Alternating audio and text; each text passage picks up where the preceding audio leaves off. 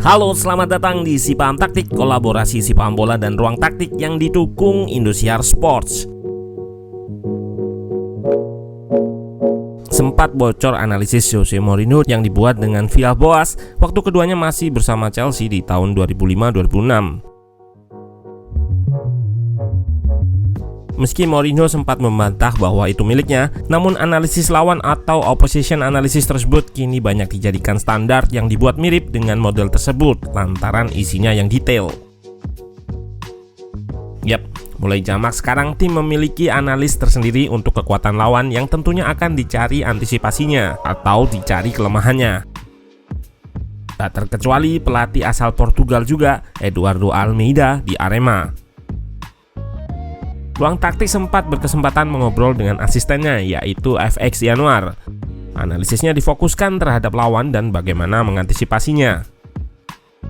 Hal ini tercermin di laga-laga Piala Presiden di mana Arema hanya kebobolan 2 gol saja. Bahkan tim yang produktif sekelas PSIS serta Borneo FC dibuat nggak berkutik. Kuncinya adalah bagaimana Almeida menegasi atau mematikan kekuatan lawan.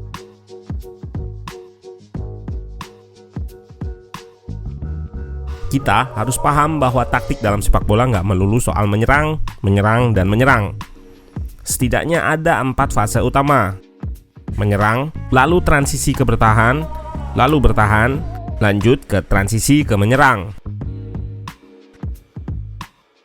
Jika ruang taktik analisis, fokus Arema ada di transisi, baik transisi dari menyerang ke bertahan, ataupun dari bertahan ke menyerang.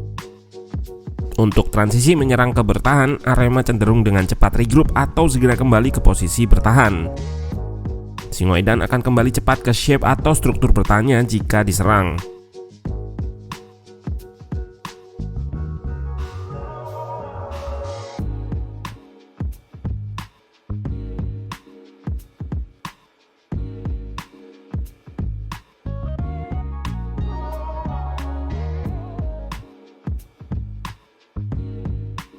Ini akan membuat area tengah konjes atau penuh sehingga lawan akan lebih banyak mengalirkan bola ke sisi sayap. Dari sayap inilah lawan dalam tanda kutip dipaksa untuk melakukan crossing, di mana bek-bek Arema terlatih untuk antisipasi serangan ini. Ditambah Almeida secara khusus merekrut kiper asing yang jarang dilakukan klub Indonesia lainnya. Yap, Adilson Mariga juga berperan besar menjaga gawang Arema agar nggak kebobolan. Kemampuannya bukan hanya sebagai shot stopper, tapi melakukan potongan crossing juga.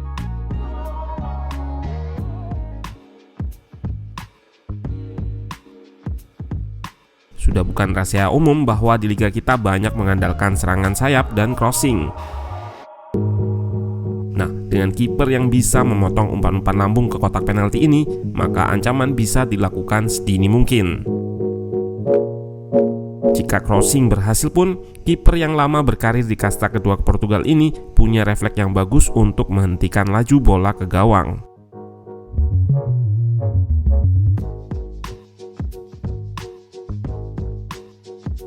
Secara taktikal, dengan bermain low block atau blok rendah memang akan meninggalkan space di depan kotak penalti. Namun ini nggak jadi masalah selama long shoot atau tembakan jarak jauh lawan berhasil diantisipasi Maringa. Pun begitu, Arema masih harus mengatasi PR dalam menyerang. Mengandalkan serangan transisi atau serangan balik, tim berjuluk Singoedan ini akan kesulitan jika nggak mendapatkan banyak momen serangan balik atau melawan tim yang bermain blok rendah juga. Momen-momen serangan balik juga harus dieksekusi dengan klinis, agar kesempatan langka di pertandingan bisa dioptimalkan. Waktu itu FX Yanuar juga menyebutkan kalau Almeida nggak begitu saklek terhadap formasi atau game plan. Dalam hal ini set play atau mengharuskan pemain berdiri di posisi tertentu atau melakukan aksi tertentu. Disebut juga latihannya lebih banyak latihan implisit. Gampangnya, latihan didesain menyerupai situasi-situasi di pertandingan agar pemain terbiasa dan bisa merespon tepat situasi ini di pertandingan. Jadi ini bukan tanpa taktik atau keberuntungan ya. Memang sifatnya nggak eksplisit atau rigid dengan set play atau hafalan. Dengan gaya bermain seperti ini, Arema musim lalu mampu mencetak rekor 23 laga tanpa terkalahkan. meski akhirnya harus finish di peringkat keempat dan kebobolan paling sedikit kedua di liga.